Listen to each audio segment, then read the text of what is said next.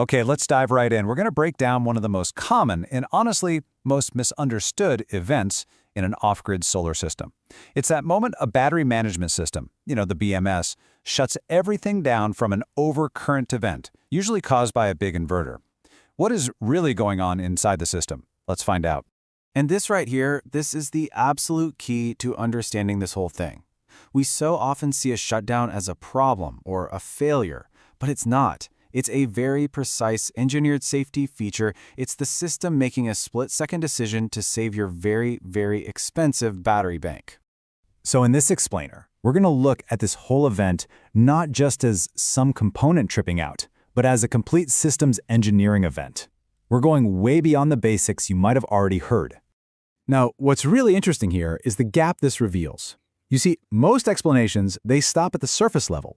They just say, you drew too much current.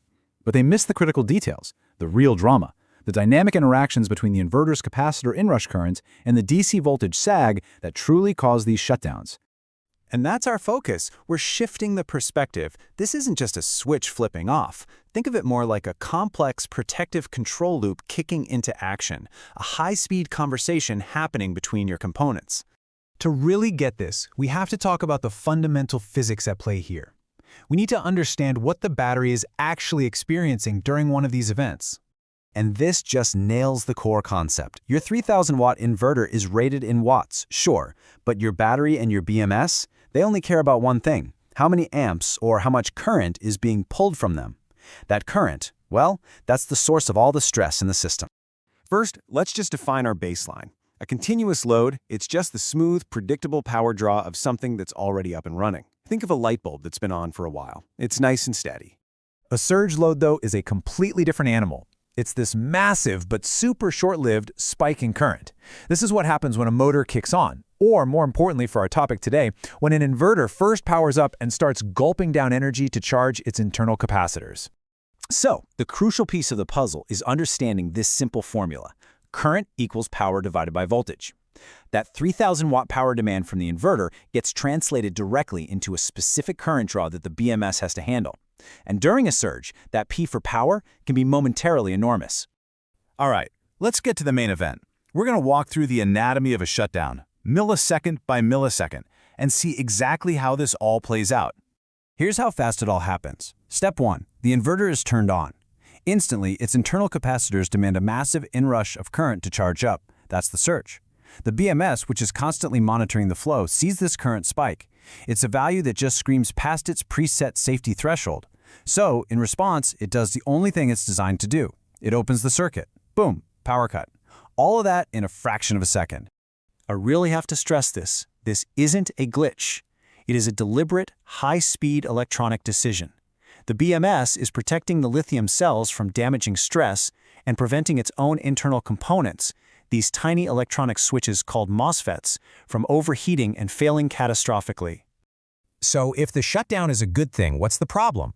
Well, the problem isn't a single event. The real danger lies in letting this happen over and over and over again. Every time the BMS trips under a heavy surge, those little MOSFETs heat up. If you repeatedly force this cycle, they just don't have time to cool down, and that leads to thermal saturation. This can cause damage from the reset cycle itself, and in cheaper units, the current can be so high it can literally weld the internal switches shut. This is not a normal operating condition. This is such a critical distinction in system design. We tend to think of the BMS as being there to serve the inverter. It's not. The BMS's one and only job is to protect the battery, even if that means cutting off the inverter. The battery is always the #1 priority. This understanding leads us to a completely new mindset. We need to stop thinking about how to prevent a trip and start thinking about how to design a system that operates in harmony right from the start. And that's really the big takeaway. I mean, anyone can connect a few components and make them work. For a little while. But building a truly reliable, long-lasting energy system requires a deep understanding of these dynamic interactions between the inverter's demands and the battery's protective limits. So, what's the real engineering challenge? It's not about finding some trick to stop the BMS from tripping. The goal is to properly size your components so that even the inverter's startup surge falls well within the safe operating parameters of your system. This means your BMS's peak discharge rating needs to comfortably exceed your inverter's maximum surge draw. That's how you design for reliability. And this brings us to a final thought to leave you with. As we've seen, that surge is the key.